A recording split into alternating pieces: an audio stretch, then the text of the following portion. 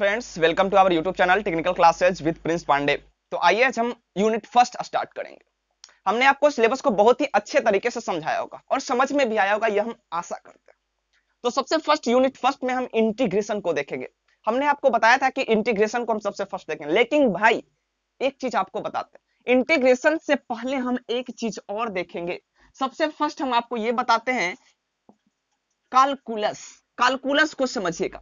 Calculus का ही portion होते हैं, दो पोर्शन यहां पे होता है, यानी दो भाग में, मुख्यतः दो भाग में इसको बांटा गया है। फर्स्ट जो होता है डिफरेंशिएशन यहां पे, और सेकंड जो होता है वो हो गया इंटीग्रेशन। समझिएगा, फर्स्ट जो होता है डिफरेंशिएशन, सेकंड इंटीग्रेशन।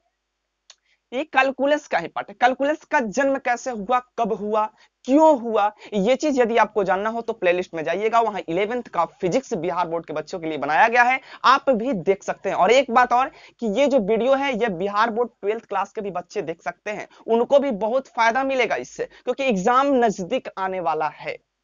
ठीक है, तो ये यहाँ पे डिफरेंशिएशन और इंटीग्रेशन, ये इसका पार्ट हुआ कैलकुलस का। इसके जन्मदाता मुख्य रूप से लेबनिज और न्यूटन साहब को दिया जाता है। इसके बहुत कहानी है, गैलीलियो साहब हैं, एरिस्टोटल साहब, ये सब चीज कहानी उस वीडियो में आपको प्रोवाइड किया गया है, उस वीडियो में इंक्लूड किया गया। तो सबसे फर्स्ट यहाँ पे कैलकुलस तो हमने देखा कि कैलकुलस को दो पार्ट में बांटा गया है, first differentiation and second integration. अब देखते हैं कि डिफरेंशिएशन भाई बहुत छोटे छोटे चीज को मेजर करने के लिए, यदि आप समझिएगा, यदि आप गाड़ी को चला रहे हैं और बीच में यदि उसका तात्क्षणिक चाल मापना हो तो आप नहीं माप पाइएगा। समझिए, उसके लिए वैसे वैसे चीज के लिए डिफरेंशिएशन का यूज होता है मेरे दोस्त, समझे। तो इस ऐसे ऐसे चीज के लिए डिफरेंशिएशन का यूज होता है। जैसे कि यदि सूर्य उदय हो रहा है, अभी रात है, सुबह होगा 10 घंटे बाद या 5 घंटे बाद, तो टाइम के रिस्पेक्ट में एक चीज और, विथ रिस्पेक्ट, ये मेन चीज देखना है, विथ रिस्पेक्ट टू, किसके रिस्पेक्ट में, टाइम के रिस्पेक्ट में सूर्य उदय हो रहा है। दूरी के, जैसे कि आपको पता ही होगा dv अपॉन dt, यानी टाइम के रिस्पेक्ट में यदि वेलोसिटी में चेंज हो तो इसी को त्वरण बोला जाता है, एक्सेलरेशन बोला जाता है। यदि ds बटा dt, यदि v स्थापन में अंतर हो टाइम के रिस्पेक्ट में तो इसको ही वेलोसिटी बोला जाता है। ये सब चीज आपको पता होगा, ठीक है। दूरी का चेंज हो जाएगा यदि टाइम के रिस्पेक्ट में, तो ये सब चीज आपको पता होगा, नॉर्मल सी चीज है। तो ये हम आपको यहां से समझाना चाह रहे हैं कि बहुत ही छोटे छोटे चीज के लिए डिफरेंशिएशन का उपयोग किया जाता है। तो डिफरेंशिएशन आपको यहां से समझ में आया होगा। तो सबसे फर्स्ट हम डिफरेंशिएशन को ही देखेंगे, उसके बाद हम इंटीग्रेशन में चलेंगे। फर्स्ट हेडिंग दे दीजिएगा भाई, कॉपी कलम लेकर बैठना, तब कुछ फायदा होगा, अन्यथा कुछ फायदा होने वाला है नहीं। डिफरेंशिएशन, डिफरेंशिएशन को अवकलन बोला जाता है, समझिएगा। हिंदी में भी, क्योंकि बिहार बोर्ड के बच्चे भी हमसे जुड़े हुए हैं, वो लोग भी बोले थे कि भाई कम से कम 12th क्लास के मैथ स्टार्ट किया जाए, तो इसी माध्यम से आप लोग भी पढ़ लीजिएगा, आपको भी फायदा हो जाएगा, और पॉलिटेक्निक स्टूडेंट्स के लिए, थर्ड सेमेस्टर वालों को भी फायदा होगा। मुख्य रूप से पॉलिटेक्निक के लिए ये वीडियो बनाया गया, लेकिन 12th क्लास वालों को भी फायदा होगा। तो ये डिफरेंशिएशन को हमने जान लिया कि बहुत छोटे छोटे चीज को मेजर करने के लिए डिफरेंशिएशन बना है। यदि कोई फंक्शन हो, यदि कोई फंक्शन y बराबर fx हो, या y बराबर मान के चलते हैं फंक्शन यहाँ पे यदि हो जाए 3x + 1 फंक्शन हो, तो हमने उस वीडियो में आप देखिएगा सब चीज बताया गया, लेकिन यहां पर भी बता दे रहे हैं कि ये जो होता है ये होता है स्वतंत्र चर,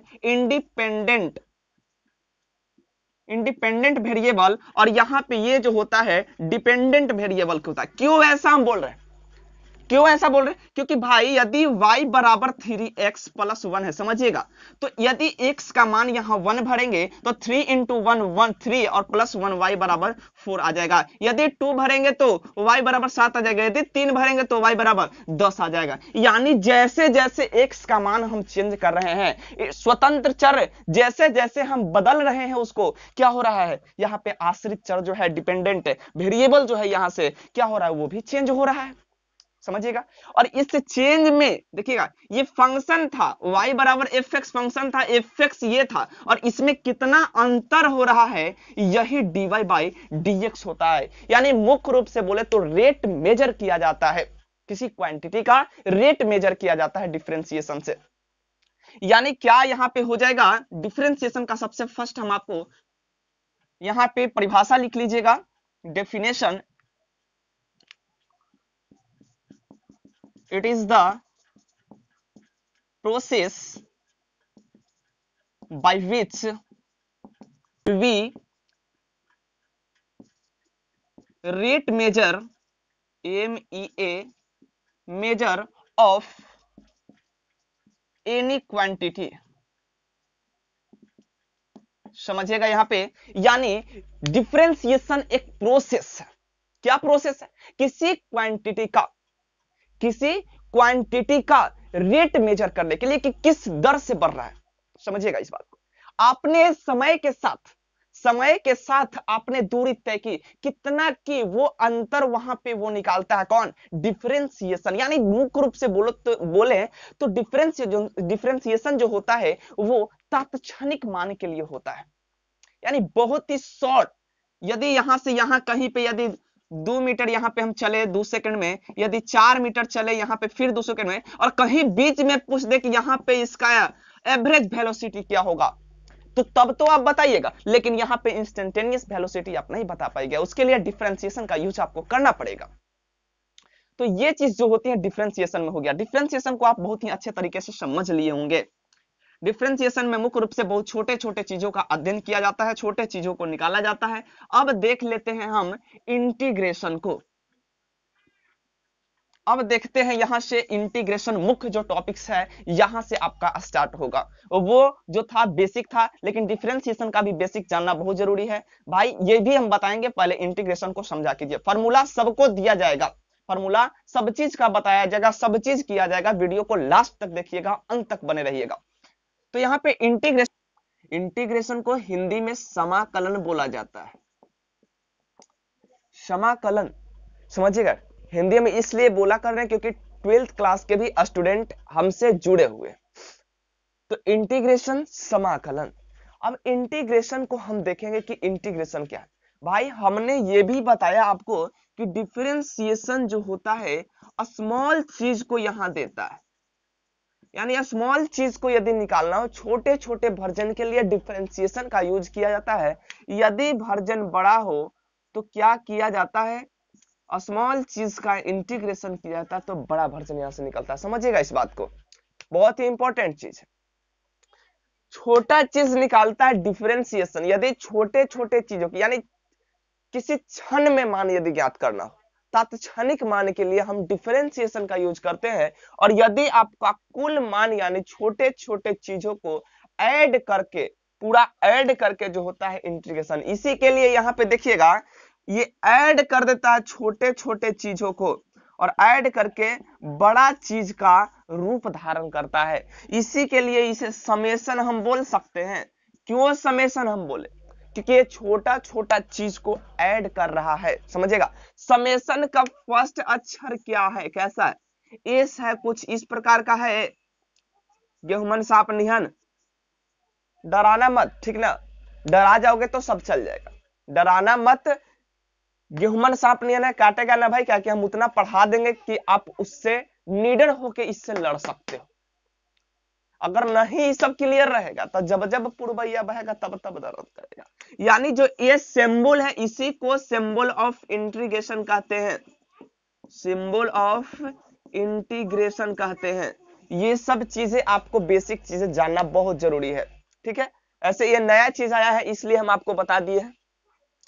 अब यहां से देखेंगे हम, ये चीज तो आपको पता हो गया कि डिफरेंशिएशन जो होता है स्मॉल चीज को निकालने के लिए होता है, स्मॉल चीज यहां से देता है। और इंटीग्रेशन में जो होता है बड़ा वर्जन का उपयोग होता है, बड़ा चीज यहां से छोटे छोटे चीजों को ऐड करके बड़ा चीज को हम निकालते हैं। अब देखते हैं कि इंटीग्रेशन जो होता है, इंटीग्रेशन मुख्यतः दो प्रकार के होते हैं। फर्स्ट जो होता है वो इंडिफिनिट इंटीग्रेशन होता है, इंडिफिनिट इंटीग्रेशन। और जो सेकेंड होता है वो होता है डिफिनिट इंटीग्रेशन।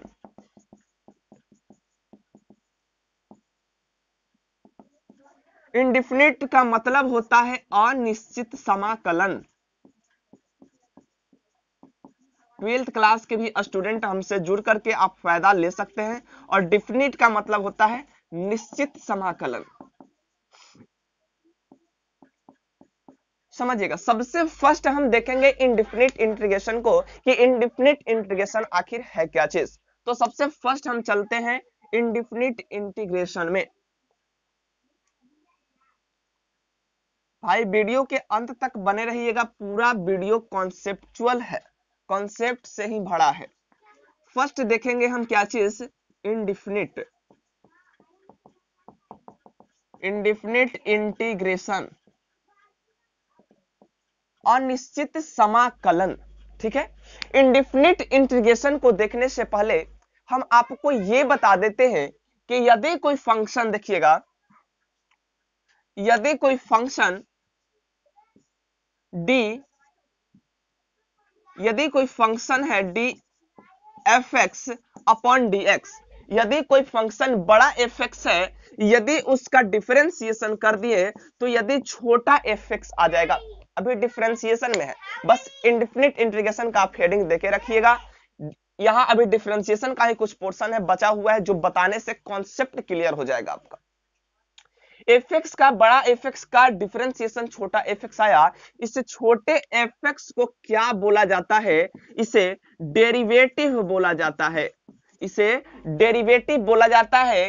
यानी एक चीज और हम डिफिनेशन बोल सकते हैं डिफरेंशिएशन का कि by which process to find derivative is called differentiation, यानी वैसा प्रोसेस जिससे डेरिवेटिव निकाला जाता है किसी फंक्शन का, वह प्रोसेस क्या कहलाता है, डिफरेंशिएशन कहलाता है। तो ये बात भी हम बोल सकते हैं भाई, क्या बोल सकते हैं कि by which process to find integral, जब डेरिवेटिव निकालने की प्रोसेस को डिफरेंशिएशन बोल रहे हैं तो इंटीग्रल निकालने की प्रोसेस को इंटीग्रेशन नहीं बोल सकते, जरूर बोल सकते हैं। तो सबसे फर्स्ट हम देखते हैं इसको कि डेरिवेटिव इसको बोला जाएगा। तो ये जो फंक्शन होगा, सबसे पहले यहां से हमने एक चीज और आपको बताया था कि डिफरेंशिएशन और इंटीग्रेशन एक दूसरे के इनवर्स होते हैं, या हम बोले कि डिफरेंशिएशन इंटीग्रेशन का व्युत्क्रम है, या बोले कि इंटीग्रेशन डिफरेंशिएशन का व्युत्क्रम है, इसमें कोई फर्क नहीं है। यहां से जो d होता है, यदि इसको डिफरेंशिएशन को उस तरफ करें, हम अपोजिट करें, तो ये इंटीग्रेशन का रूप धारण करेगा एफ एक्स, समझिएगा।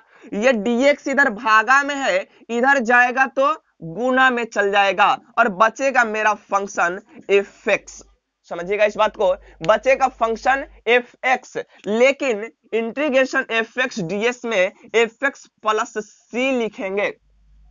क्यों सी लिखेंगे भाई, ये चीज भी हम बताएंगे, लेकिन अभी तात्कालिक जान लीजिए कि यदि एफ एक्स प्लस सी का डिफरेंशिएशन करें, सी का डिफरेंशिएशन, कांस्टेंट का डिफरेंशिएशन हमेशा 0 होता है, तो फंक्शन पे यहां कोई प्रभाव नहीं पड़ेगा, समझिएगा। एफ एक्स प्लस सी, सी का 0 ही क्यों होता है ये चीज हम आपको ले चलेंगे, लेकिन सबसे पहले बताते हैं कि यदि कोई, समझिएगा, रेट चेंज हो रहा था, दूरी बढ़ रहा है समय के सापेक्ष, तब वहां से कुछ रेट निकलता है। यदि कोई चीज बढ़वे नहीं करे किसी के सापेक्ष, स्थिर रहे, तो उसका रेट चेंज होगा, 0 होगा, ऐसे ही समझ जाइए। तो ये चीज आप यहां से लिख सकते हैं। तो समझिएगा, इसको हम डेरिवेटिव बोले, तो डेरिवेटिव बोले तो ये क्या होगा, ये उसका एंटी डेरिवेटिव कहलाता है, ये एंटी डेरिवेटिव कहलाता है, समझिएगा, एंटी डेरिवेटिव। यानी इंटीग्रेशन को और क्या बोल सकते हैं, एंटी डेरिवेटिव के नाम से भी जानते हैं। क्यों भाई, क्यों ऐसा हुआ, समझिएगा, एंटी डेरिवेटिव।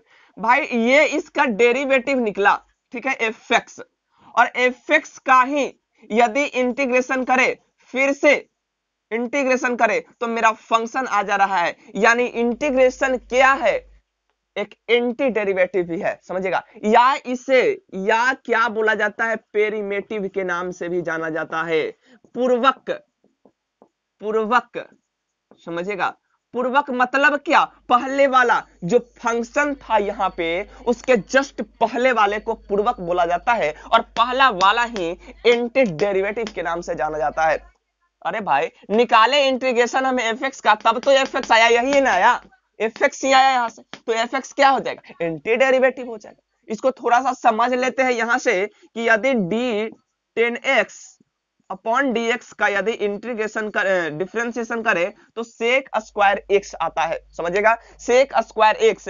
तो यहाँ पे हम आपसे पूछेंगे कि सेक स्क्वायर x क्या चीज है, तो सेक स्क्वायर x यहाँ पे डेरिवेटिव हो जाएगा, क्या हो जाएगा, डेरिवेटिव हो जाएगा। और यहाँ पे बोलेंगे कि सेक स्क्वायर x किसका डेरिवेटिव है, तो 10x का डेरिवेटिव है, लेकिन 10x सेक स्क्वायर का क्या है, 10x सेक स्क्वायर x का क्या है, तो आप बोलिएगा कि 10x सेक स्क्वायर का एंटी डेरिवेटिव है, क्या है, एंटी डेरिवेटिव है, यानी इसका क्या चीज है, इसका इंटीग्रेशन है। या हम इसको देखिएगा dx को इस तरफ करेंगे और ये जो d है इसको इस तरफ, तो इंटीग्रेशन में dx इधर भागा में तो इधर गुना में, तो integration sec square x dx क्या हो जाएगा, 10x प्लस c यहां पे आ जाएगा। अब c का फंडा थोड़ा सा समझ लेते हैं भाई, c कांस्टेंट क्यों यहां पे दिया जा रहा है, थोड़ा सा उसको भी हम अच्छे तरीके से लेकर के चलते हैं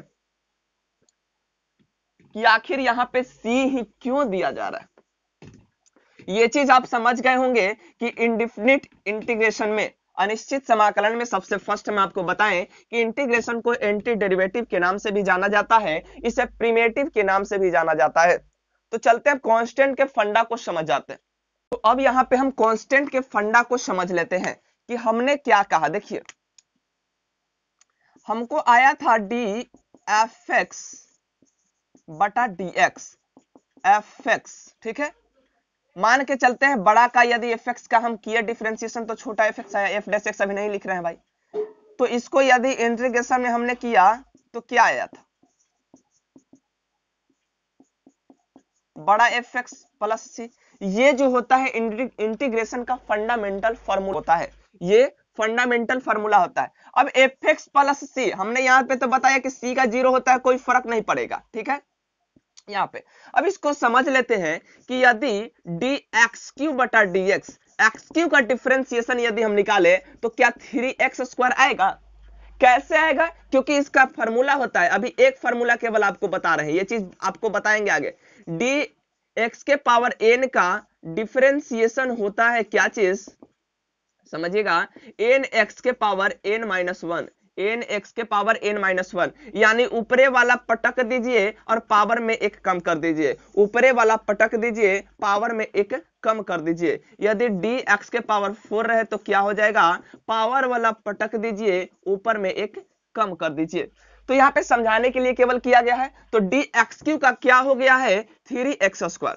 यदि यहाँ पे रहे डी एक्स क्यू प्लस 1 बटा dx, इसका क्या हो जाएगा, तो भाई 3x स्क्वायर इसका हो जाएगा, और प्लस 1 है तो कांस्टेंट का प्लस 0 यानी 3x स्क्वायर ही आएगा। यदि कहे कि dx क्यू प्लस 2 का बताओ भाई, तब क्या होगा, तो 2 का यहाँ पे 0 बचेगा, 3x स्क्वायर है। यानी इस तरफ तो चेंज हो रहा है लेकिन इस तरफ चेंज नहीं हो रहा है, समझिएगा कांस्टेंट का खेल। इस तरफ तो चेंज हो रहा है लेकिन इस तरफ चेंज नहीं हो रहा है, यानी c का मान यहां पे बदल रहा है, c का मान यहां पे बदल रहा है, एफ एक्स प्लस सी, देखिएगा एफ एक्स प्लस सी, लेकिन c में क्या है हम ये नहीं पता कर सकते, यानी c में क्या क्या यहाँ पे है, 1 है कि 2 है कि 3 है, ये हम पता नहीं कर पाते हैं। इसके कारण पता करते हैं कब, जब डिफिनिट इंटीग्रेशन में जाते हैं तब, लेकिन अभी इंडिफिनिट में है तो इसमें पता नहीं लग पाता है कि c के जगह पे क्या है, इसलिए यहाँ पे c लिखा जाता है। भाई c में 0 भी हो या प्लस माइनस 1 हो या प्लस माइनस 2 हो, सब को यहाँ पे कांस्टेंट के टर्म में लिखा है। यदि माइनस 5 रहेगा तो ca लिखना है, प्लस ca लिखना है। भाई माइनस c काहे नहीं लिख सकते, वो भी चीज हम आपको बताएंगे नेक्स्ट वीडियो में। लेकिन अभी केवल यहाँ पे देखिएगा कि एफ एक्स प्लस सी का खेल आपको समझ में आया है कि यहाँ पे फंक्शन में चेंज हो रहा है, 1 करेंगे, 2 करेंगे, 4 करेंगे, एक्स क्यू प्लस 4 तो भी इतना ही आ रहा है। यानी इधर तो चेंजिंग हो रहा है लेकिन इधर कोई चेंज नहीं हो रहा है, कोई बदलाव नहीं हो रहा है। इसके कारण यहाँ पे c दिया जाता है कांस्टेंट, यानी एफ एक्स प्लस सी का एफ एक्स ही आ रहा है। तो एफ एक्स का इंटीग्रेशन एफ एक्स प्लस सी देंगे ना, यहाँ पे कुछ तो छुपा हुआ है, वो मालूम नहीं है, बस छुपा का चीज को कांस्टेंट के रूप में लिख देते हैं, समझिएगा। छुपा हुआ है लेकिन कांस्टेंट ही है। अब आगे हम चलते हैं इसमें, अब आपको बताते हैं, देखिएगा इंटीग्रेशन जो होता है मुख्य रूप से ये चीज कहता है, देखिए इंटीग्रेशन जो होता है ये चीज कहता है कि यदि d किसी फंक्शन का डेरिवेटिव निकाल दिया गया, किसी फंक्शन का डेरिवेटिव निकाला गया, बस उसका एंटी डेरिवेटिव पूछ रहा है, यानी फंक्शन पूछता है कि वो फंक्शन क्या है। इंटीग्रेशन मुख्य रूप से पूछता है, डेरिवेटिव दिया रहता है और डेरिवेटिव दिया रहता है, बस उसका पूछता है फंक्शन के फंक्शन क्या है जिसका डेरिवेटिव इतना है। यानी यहाँ पे लिखा गया है डी खाली जगह है dx सेक स्क्वायर एक्स, किस फंक्शन का डेरिवेटिव सेक स्क्वायर है, तो हम लोग जानते हैं कि 10x का होता है, तो यहाँ पे 10x यहाँ पे आंसर आ गया, समझिए यही चीज इंटीग्रेशन होता है।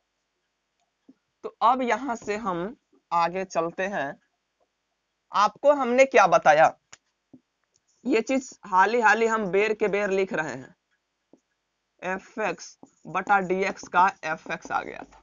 यदि integration F x D x करें तो एफ एक्स प्लस सी लिखेंगे, ठीक है। तो यहां पे जो सी होगा, सी को क्या बोलेंगे, कांस्टेंट, तो constant of integration, constant of integration, ठीक है। और यहां पे देखेंगे कि ये जो ये चीज है एफ एक्स, ये जो क्या होता है, यहां पे ये क्या होता है, तो इसको इंटीग्रेंट बोलते हैं। इंटीग्रेंट मतलब क्या चीज, समाकल्य, समाकल्य, नो समाकल। और ये जो यहां पे ये निकलता है ये होता है इंटीग्रल, इसको समाकल बोला जाता है। देखिए दोनों में बहुत अंतर है, ये है समाकल्य है, ये समाकल है, ये इंटीग्रेंट है, ये इंटीग्रल है, और ये कांस्टेंट है, कांस्टेंट ऑफ इंटीग्रेशन। और ये dx जो होता है इसको बोलते हैं विथ रिस्पेक्ट टू x, या यहाँ पे t होगा dt और यहाँ पे t का फंक्शन रहेगा, यदि मान के चलते हैं तब, तो यहाँ पे विथ रिस्पेक्ट टू t हो जाएगा। या इसको एक और नाम से जानते हैं, वो नाम क्या चीज है, तो वेरिएबल, वेरिएबल ऑफ इंटीग्रेशन। भाई यहाँ पे इंटीग्रेशन में वेरिएबल x ही है, तो वेरिएबल ऑफ इंटीग्रेशन यहाँ x है, फिर पूछेंगे वेरिएबल ऑफ इंटीग्रेशन यदि t का फंक्शन रहेगा तो t हो जाए। तो इस तरीके से आप यहां तक आप कर सकते हो, ठीक है। फिर से देख लेते हैं थोड़ा सा कि इंटीग्रेशन क्या चीज है, इंटीग्रल निकालने की प्रोसेस है। ये नहीं बोल सकते हैं, कभी कभी ये लोग भी बोल देते हैं कि इंटीग्रल निकालो, इंटीग्रेशन निकालो, ठीक है। तो ये इंटीग्रल निकालने की प्रोसेस को इंटीग्रेशन बोलते हैं, पूरा प्रोसेस जो था यहाँ पे वो इंटीग्रेशन। अब यहाँ पे चल देते हैं, अब आपको मेन जो चीज है, मेन जो फॉर्मूला है आपका, वो चीज यहां से अब स्टार्ट हो जाता है।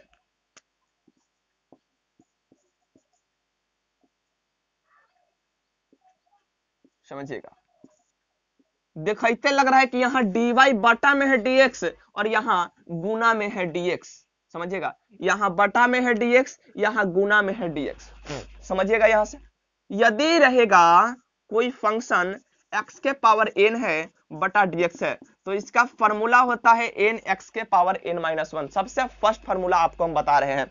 यहां से हम एक चीज करेंगे भाई, मेरा वीडियो में ये चीज जरूर रहेगा कि एक एक फॉर्मूला पे 10-10 मैथ हम बताते चलेंगे, 10 या 5 मैथ को हम बताते चलेंगे, ताकि फॉर्मूला याद करने की जरूरत ना हो, बनाते बनाते याद हो जाए। ये नहीं कि फॉर्मूला सबके जैसा लिखा दिए अब याद कर लो फिर गते गते क्वेश्चन बना, नहीं, फॉर्मूला एक को लिखाते रहेंगे और उस पे क्वेश्चंस चलते रहेंगे, लगातार कंटिन्यू क्वेश्चन चलते रहेगा। यदि यहाँ पे फर्स्ट में इंटीग्रेशन में हो जाए, इंटीग्रेशन x के पावर n का कहे dx, समझिएगा, तो इसका हो जाएगा x के पावर n+1 बटा, देखिएगा इसमें क्या था, n-1 था तो इसमें n+1 किए, इसमें गुना हुआ है n तो इसमें भागा हो जाएगा n+1 से। समझिएगा, बहुत ही इंपॉर्टेंट। x के पावर n का डिफरेंशिएशन n x के पावर n-1, तो x के पावर n का इंटीग्रेशन x के पावर n+1 बटा n+1। n+1 याद करने में बड़ी लग रहा होगा थोड़ा सा कि कैसे याद करें, n+1 है n-1 है, उतना याद करे के जरूरत ना है, कुछ नहीं है। देखो यहां से क्वेश्चन देखो, सबसे पहले डिफरेंशिएशन का क्वेश्चन देखते। यदि रहेगा dx के पावर 5 बटा dx, क्या कह रहा है, n यानी ऊपरे वाला पटक देना है, n 5 पटक देना है, x तो x लिख देना है, n-1 यानी एक कम कर देना है 5x के पावर 4।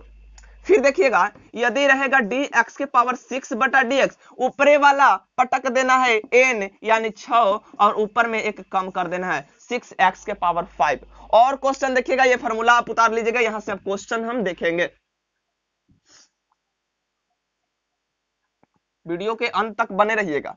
यहां से फिर देख लेते हैं, यदि रहेगा dx के पावर 9 बटा dx, अब क्या होगा, पावर पटक देना है, अब पावर में एक कम कर देना है x लिख के।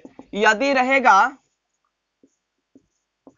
dx के पावर 10 dx, तो पावर पटक देना है ऊपर वाला और ऊपर में एक कम कर देना है 10x के पावर 9 हो जाएगा। अब देखिएगा फिर नेक्स्ट, यदि रहेगा dx के पावर -9 बटा dx, तो -9 को पटक देना है, पावर में एक कम कर देना है, यानी -9x के पावर -10 हो जाएगा। इसी प्रकार से और देखिएगा, यदि रहेगा dx के पावर 198 बटा dx, तो क्या हो जाएगा, पावर पटक देना है और ऊपर में एक कम कर देना है। इस प्रकार से आप इस चीज को बना सकते हैं बहुत आसानी से, कुछ नहीं है, पावर पटकना है, पावर में एक कम कर देना है, पावर पटकना है, पावर में एक कम कर देना।